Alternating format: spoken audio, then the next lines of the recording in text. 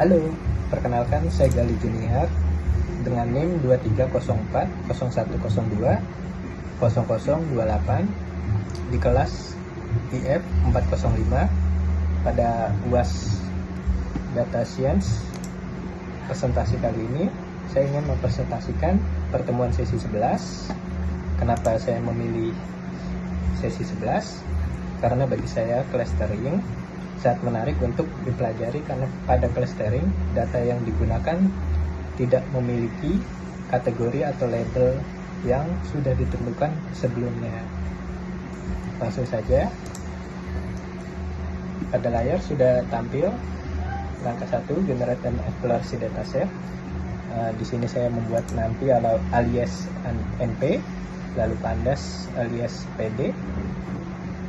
NAMPI di sini bertujuan untuk operasi numerik atau array, sedangkan pandas untuk struktur data frame. Lalu di bawahnya ada import matplotlib.plot alias PLT. Selanjutnya ada seaborn alias SNS, bertujuan untuk keperluan visualisasi data.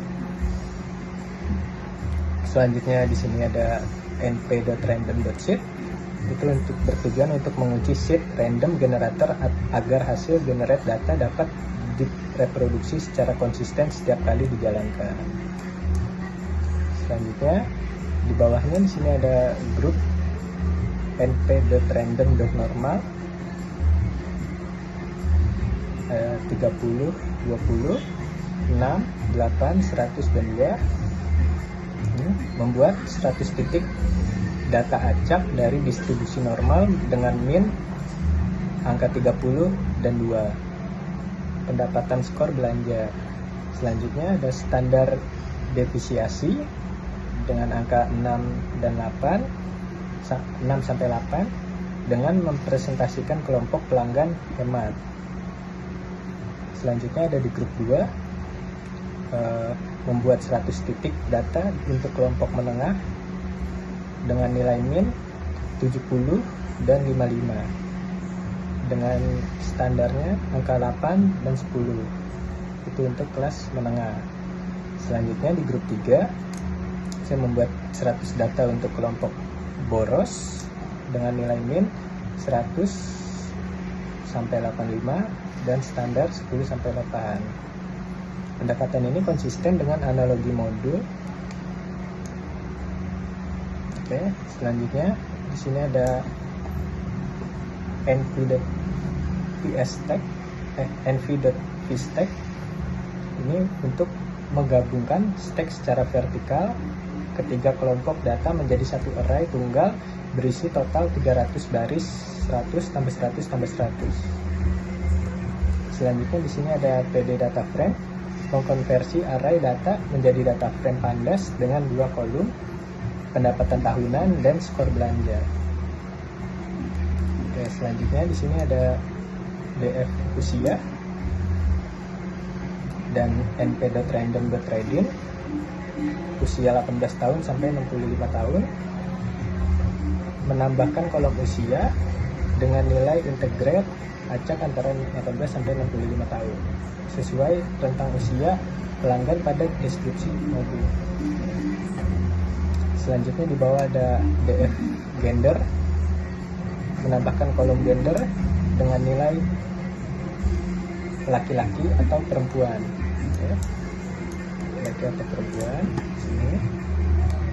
Selanjutnya di sini ada print save, menampilkan dimensi data frame, jumlah baris, tak kolom. Selanjutnya ada print df descript, menampilkan ringkasan statistik descript, count, min, standar, min, kuartil, dan max. Untuk kolom numerik dibulatkan 2 desimal pada bagian dari tahap EDA, eksplorasi data analis sebelum clustering. Selanjutnya di sini ada sns.scatterplot, membuat scatter plot dengan sumbu X sebagai pendapatan tahunan, sedangkan sumbu Y sebagai skor belanja. Oke, selanjutnya transparansi titik pada alpha 0,6 agar tumpukan data terlihat. Di sini ada plt.title memberi judul grafik, plt.show menampilkan grafik. Oke, ini saja. Di sini saya bikin data pelanggan pura-puranya sebanyak 300 dengan pendapatan skor belanja. Sengaja saya bikin 3 kelompok: hemat, menengah, dan boros. Oke, next. Selanjutnya pada langkah 2, sebentar, sini ada font scalar dot preprocessing import standard scalar. Ini bertujuan untuk mengimport class standard scalar dari stickets.lamp untuk melakukan standarisasi fitur. Sedangkan di sini X sama dengan DF pendapatan tahunan, lalu skor belanja .values, memilih 2 kolom fitur numerik yang relevan, pendapatan tahunan dan skor belanja. Mengonversinya menjadi array NumPy. Selanjutnya sesuai tahap processing pemilihan fitur numerik relevan. Oke. Di sini ada scalar untuk membuat intense object standard scalar.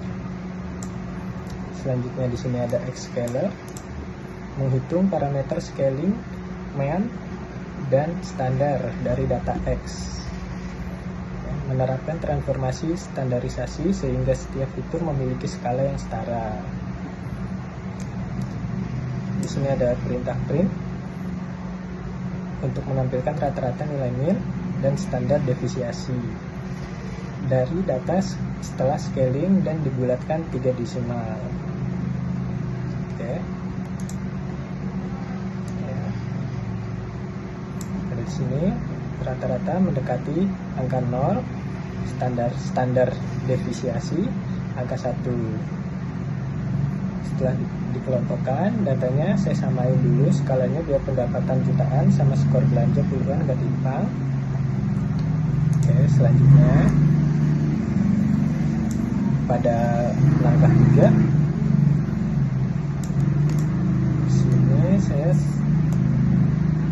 membuat from scalar.cluster import comments, bertujuan untuk mengimport kelas comments dari modul scalar.cluster.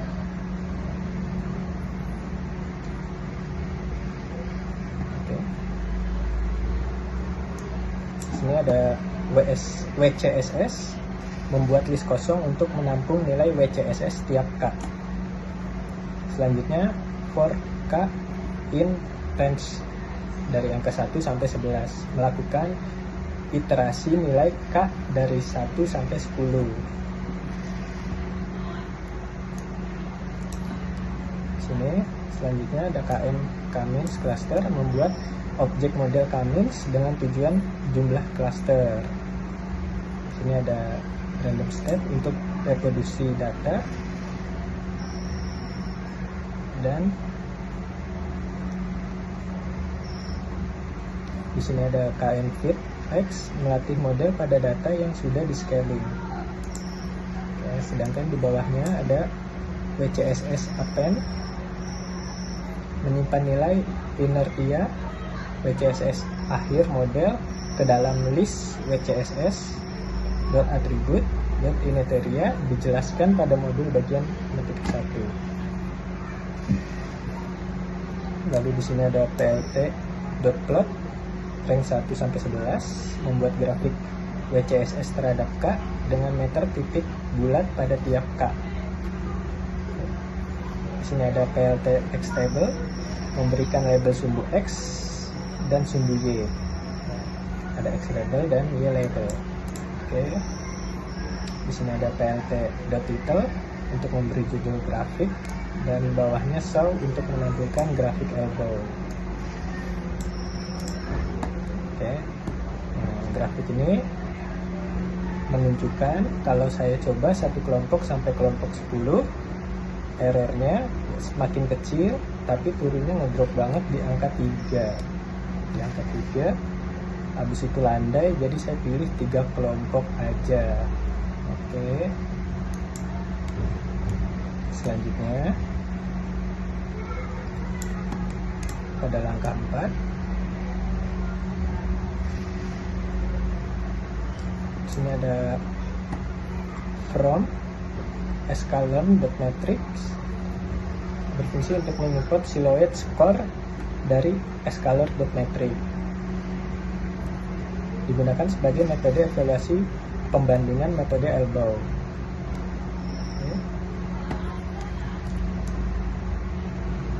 Sini ada model Cummins and cluster 3 random state. Ini Cummins membuat model Cummins final dengan N cluster 3 K optimal hasil pengamatan grafik elbow. Oke, di sini ada model .fit xscalet melatih model pada data yang telah di scaling. Di bawahnya ada df cluster menambahkan kolom cluster pada data frame berisi label cluster hasil prediksi untuk setiap baris. Lalu di bawahnya ada printf WCSS menampilkan nilai WCSS akhir model atribut inertia di format menjadi 3 desimal. Lalu di bawahnya menghitung dan menampilkan silhouette score berdasarkan data hasil scaling dan label cluster dengan format 3 desimal. Oke.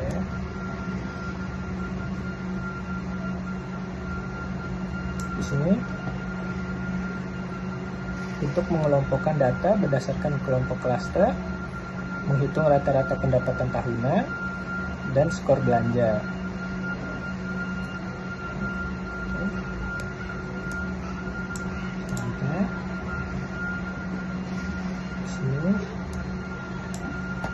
Nilai akhir WCSS akhir nilainya 44.556, sedangkan silhouette skornya 0,695. Nah, saya latih modelnya dengan 3 kelompok. Silhouette skornya 0,695, angka ini mendekati 1, artinya pengelompokannya lumayan bagus dan merapi. Oke, selanjutnya langkah 5.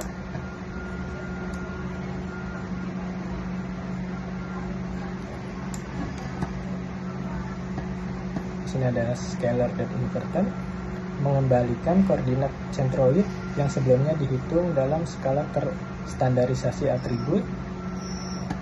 Oke. Lalu di bawahnya membuat scatter plot data asli dengan sumbu X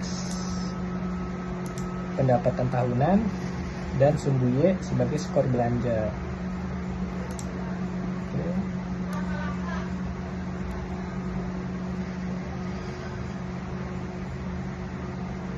Lalu di bawahnya ada plt.xlabel memberikan label sumbu X, sumbu Y, judul dan grafis, menampilkan legenda dan menampilkan grafik akhir hasil segmentasi. Oke. Berikut gambarnya. Bentar.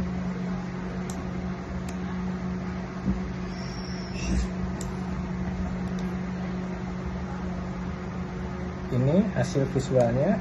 Tiap warna itu satu kelompok dan data X merah itu titik pusat masing-masing kelompok. Data X merah masing-masing kelompok.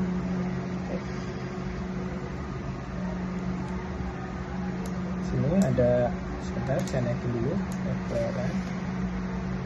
Nah, di sini untuk kelompok hemat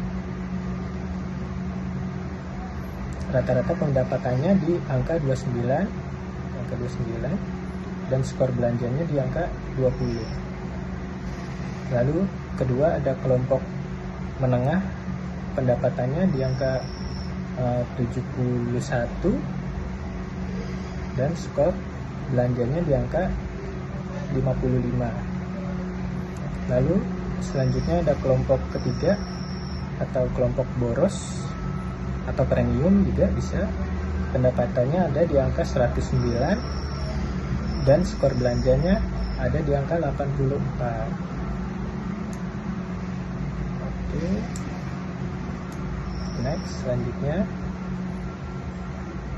pada langkah 6. Nah, ini cara lain buat ngelompokin data, namanya hierarchical clustering.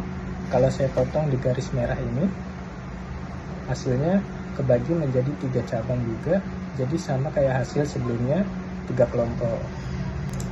Kesimpulannya dari data pelanggan ini, ketemu tidak 3 kelompok yang pas hemat, kelompok 1 hemat, kelompok 2 menengah, dengan ketiga kelompok boros. Silhouette skornya 0,69, artinya pengelompokannya cukup bagus. Baik, terima kasih.